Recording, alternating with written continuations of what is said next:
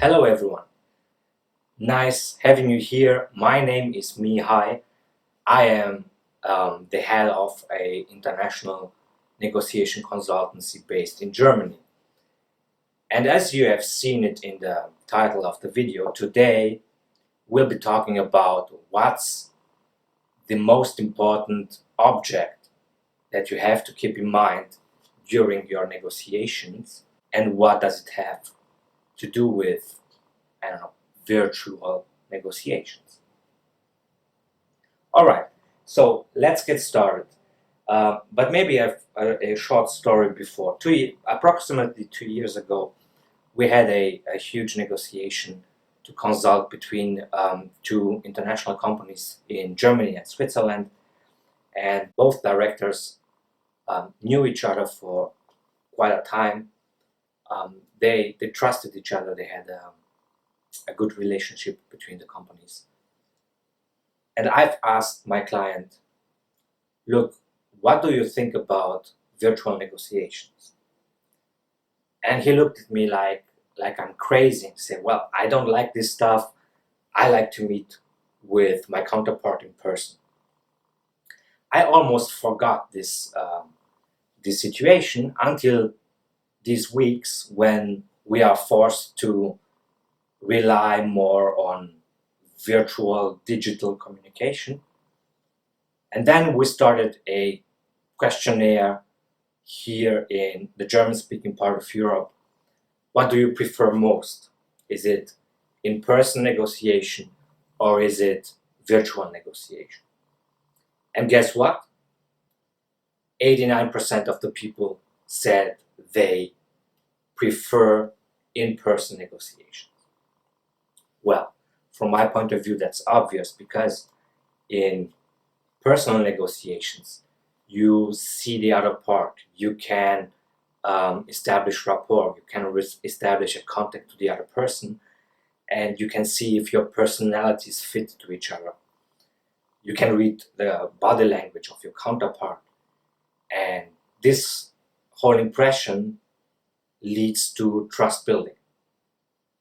The issue is that if you don't connect with the other one, if you don't have a personal connection, it can massively endanger your negotiation results. But what does in-person negotiation really mean?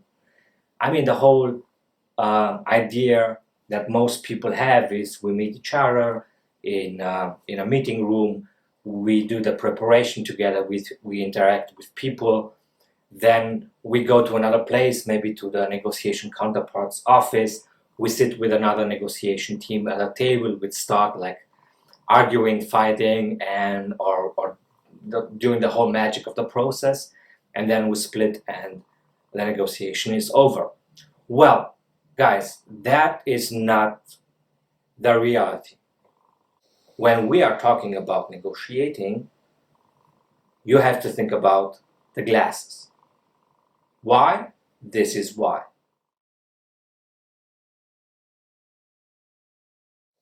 So, each and every negotiation has this kind of communication issue, this kind of communication style.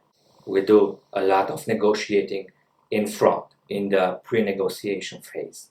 We interact with each other by email, by telephone, by video conferencing. Then we have a small portion where we meet in person, where we sit with a counterpart at the table. And then the whole game, the post-negotiating game, starts again with emails, phone calls, video conferencing. So we should get rid of this romantic idea of in-person negotiation is the best.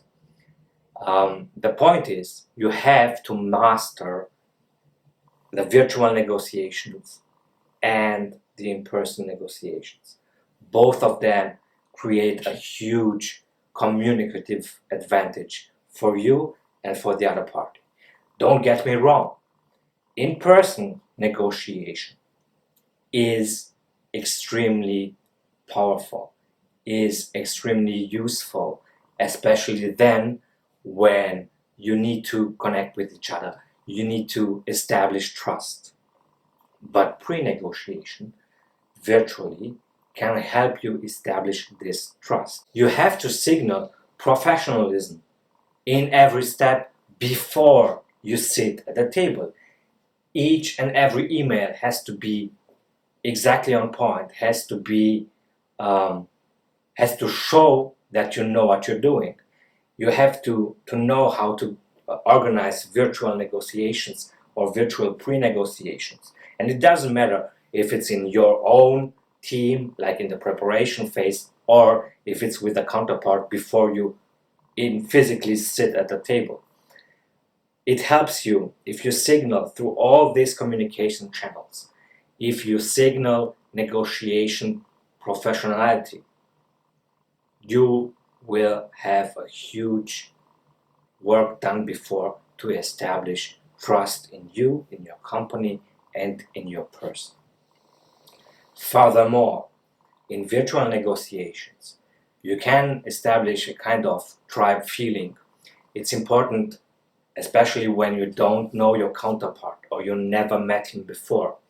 So what you can do with virtual negotiations or virtual meetings before the actual negotiation at the physical table is to give your counterpart a feeling that you are a bunch of people working to solve a problem. It's not us against them. It's not a fight, but it's a way that some people sit together in person or virtually and try to solve an issue which is good for both sides.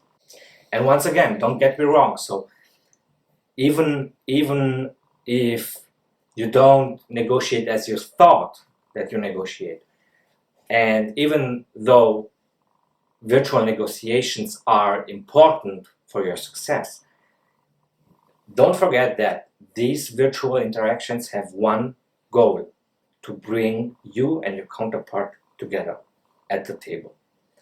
So to sum it up, you have a lot of virtual negotiations, you have small in-person negotiations, and once again virtual negotiations, and all together create an image of you as a negotiator, create trust in you and your company, establish a feeling of tribe and of solution working together, and then you will have a great amount of success. But you have to know what you're doing. You have to know the rules of negotiating by email. You have to know the dynamics and the specialities of virtual negotiation via Skype, Zoom, I don't care what tool. If you are able to bring them all together, so to be highly professional in your email communication, in your virtual communication, and at the negotiation table, you will be great. Well, we'll start here on YouTube a video series about negotiating via Skype, Zoom, and other tools. I would be glad to see you again in a couple of videos that follow.